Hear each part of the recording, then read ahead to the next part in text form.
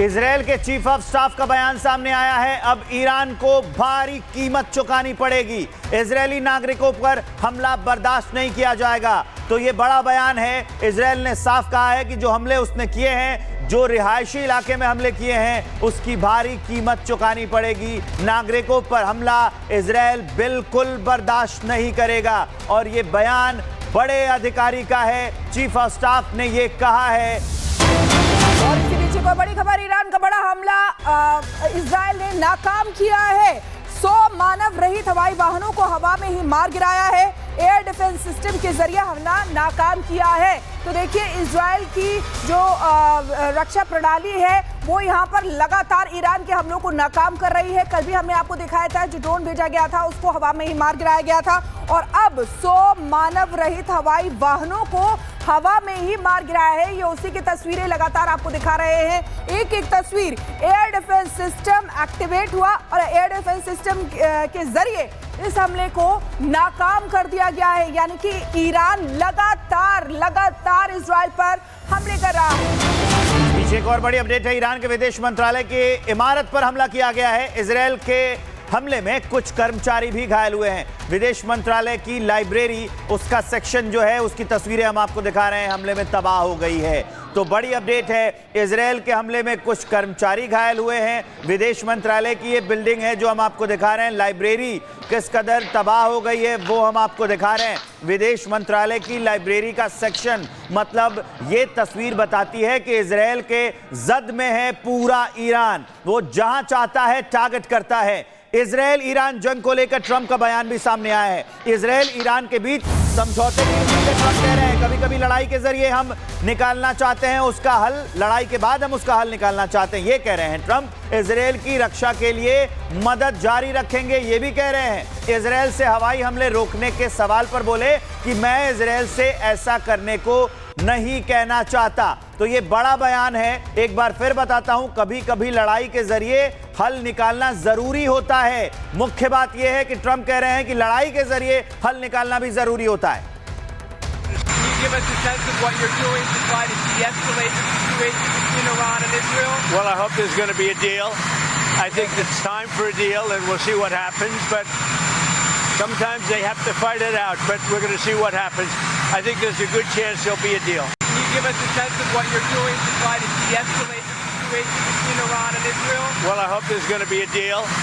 I think it's time for a deal, and we'll see what happens. But sometimes they have to fight it out, but we're going to see what happens. I think there's a good chance there'll be a deal. Can you give us a sense of what you're doing to try to de-escalate the situation between Iran and Israel? Well, I hope there's going to be a deal. I think it's time for a deal, and we'll see what happens. But sometimes they have to fight it out, but और Trump का ये बयान बहुत महत्वपूर्ण माना जा रहा है। इजरायल और ईरान के बीच जंग लगातार जारी है। दोनों ही देश यानी कि इजरायल और ईरान एक दूसरे पर लगातार मिसाइल से हमला कर रहे हैं, जिससे कई शहर तबाह भी हो चुके हैं, जिनकी तस्वीरें आपको दिखाई है। एक रिपोर्ट भी आपको दिखाते हैं।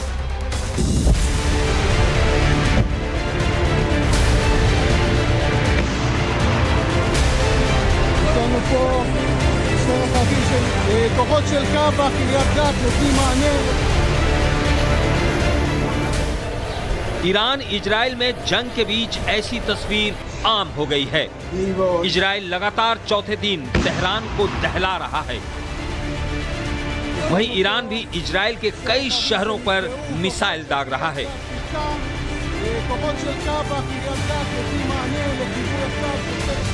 मतलब दोनों ओर से ताबड़तोड़ मिसाइलें बरसाई जा रही है।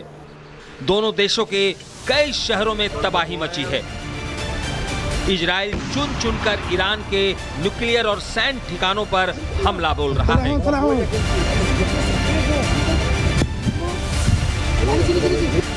जबकि ईरान ने इजरायल के रिहायशी ठिकानों को निशाना बनाया है।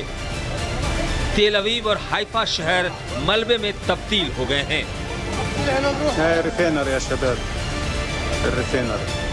चौथे दिन भी ईरान इजरायल के बीच विध्वंस की तस्वीरें सामने आई। इजरायल की नेवी और एयरफोर्स ने ईरान की 100 से ज्यादा मिसाइलों को मार गिराया।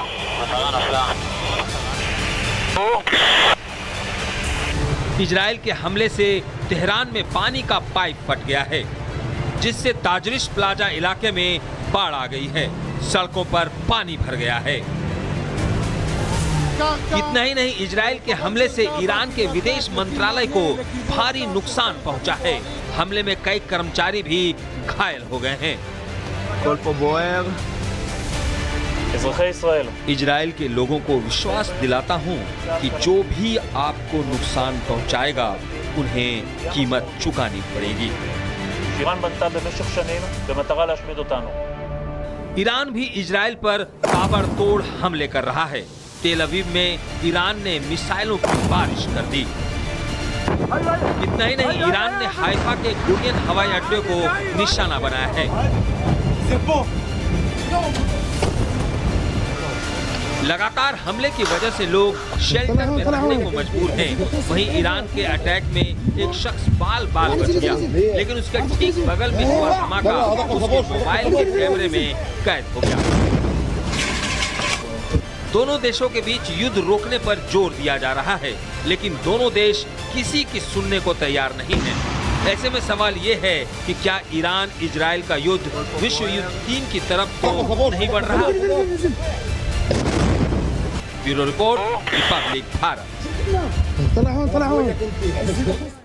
तो हमले की खबर तो लगातार आ रही है, लेकिन यह भी खबर आ रही है कि जो ईरान की ओर से हमले किए जा रहे हैं, इजराइल का डिफेंस सिस्टम उसको नाकाम कर दे रहा है। इजराइल कैसे बच रहा है, यानी कौन कौन डिफेंस सिस्टम जो ईरान के मिसाइल को हवा में ही नष्ट कर दे रहे हैं, अब उसके बारे में मैं आपको बताता हूं। इजराइल का डिफेंस सिस्टम थार्ड है। अब इसकी रेंज 150 से 200 किलोमीटर की होती है, वहीं मार देता है। वो अमेरिका से मिला है इसको, तो ये भी एक बड़ा योगदान निभा रहा है। इसके अलावा जो बैलिस्टिक मिसाइल हैं वो भी काम कर रही हैं, उससे दूसरे जो ईरान की ओर से मिसाइल आ रही हैं उनको वो मार गिरा रहा है। 1000 किलोमीटर प्रति घंटे की रफ्तार से ये अटैक कर देता है, जो थर्ड है। इसके अलावा 70 किलोमीटर की रेंज है आयरन डोम की, ये भी ईरान को इजराइल को बचाता है ईरानी हमले से। और इसके अलावा जो शॉर्ट रेंज की सरफेस टू सरफेस मिसाइल हैं, उनसे भी इजराइल अपना डिफेंस करता है। जब ईरान की ओर से हमला किया जाता है तो 1100 टारगेट जो है वो ट्रैक कर लेता है ये जो आयरन डोम सिस्टम है। और इसकी वजह से जो आसमानी हमले इजराइल पर होते हैं उससे खुद को वो बचा लेता है। 300 किलोमीटर की इसकी रेंज है जो डेविड स्लिंग है। और इसके अलावा और भी नाम शामिल है जो इजरायली डिफेंस सिस्टम में हैं, जो इन्हें बचाते हैं। बैलिस्टिक मिसाइल, वो उससे भी ये करता है डिफेंस, जो डेविड स्लिंग है। और 1100 टारगेट को ये ट्रैक कर सकता है, मतलब आसमान से अगर 1100 टारगेट आ रहे हैं ये ट्रैक करेगा और उन्हें न्यूट्रलाइज कर देगा। तो ये सारे हैं। इसके अलावा एरो सिस्टम 2 है, उसकी रेंज 100 किलोमीटर की है। इससे भी वो अपना डिफेंस करता है बैलिस्टिक मिसाइलों के जरिए। अगर कोई भी अटैक होता है ये उसको निष्क्रिय कर देता है। इसके अलावा अगर हम आगे बढ़े तो एरो सिस्टम 3 भी है इजराइल के पास। ये सारे सिस्टम है जो उसके पास है। 2400 किलोमीटर की रेंज है। इससे जो बैलिस्टिक मिसाइल हैं उनसे वो अपना डिफेंस कर सकता है। 1100 टारगेट को एक साथ ट्रैक कर सकता है। तो ये मैंने आपको पूरा बताया कि कौन कौन से सिस्टम हैं